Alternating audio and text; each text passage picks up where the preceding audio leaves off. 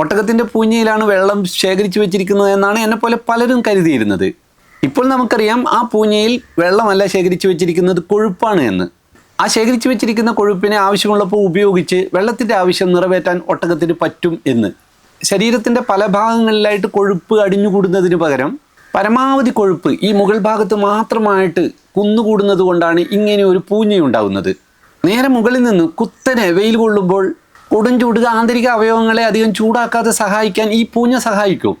ഒരു തരം മറ കൊണ്ട് മൂടിയതുപോലെയാണിത്. ശരീരത്തിൻ്റെ മറ്റു ഭാഗങ്ങളിലൊക്കെ കൊഴുപ്പിൻ്റെ അളവ് കുറവായതിനാൽ തന്നെ ആ ഭാഗങ്ങളിലൂടെ ചൂട് പുറത്തേക്ക് കൈമാറ്റം ചെയ്ത് ശരീരത്തെ തണുപ്പിക്കാനും എളുപ്പമാണ്. വെള്ളവും ഭക്ഷണവും ആവശ്യത്തിന് കിട്ടാത്തപ്പോൾ ഈ പൂഞ്ഞ ചുരുങ്ങും. വീണ്ടും ഭക്ഷണവും വെള്ളവും ധാരാളം കിട്ടിയാൽ പൂഞ്ഞ പഴയ വലിപ്പത്തിലേക്ക് തന്നെ തിരിച്ചു വളരും.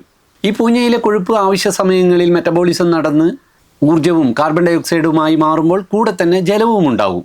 1 കിലോ കൊഴുപ്പ് അലിയുമ്പോൾ 1.07 ലിറ്റർ വെള്ളം ഉൽപ്പാദിപ്പിക്കപ്പെടും. അതായത് തൻ്റെ പൂഞ്ഞയിൽ സൂക്ഷിച്ചു വെച്ചിരിക്കുന്ന കൊഴുപ്പ് ഉപയോഗിച്ചുകൊണ്ട് തന്നെ ഒട്ടകം ശരീരത്തിന് ആവശ്യമായ വെള്ളത്തിൻ്റെ ഒരു പങ്ക് ആന്തരികമായിട്ട് ഉണ്ടാക്കുന്നുണ്ട്. ഇതിനെ മെറ്റബോളിക് വാട്ടർ എന്നാണ് വിളിക്കുക. വെള്ളം കുടിക്കാൻ കിട്ടിയില്ലെങ്കിലും ഒട്ടകത്തിന് വലിയ പ്രശ്നമില്ലാത്തത് അതുകൊണ്ടാണ്.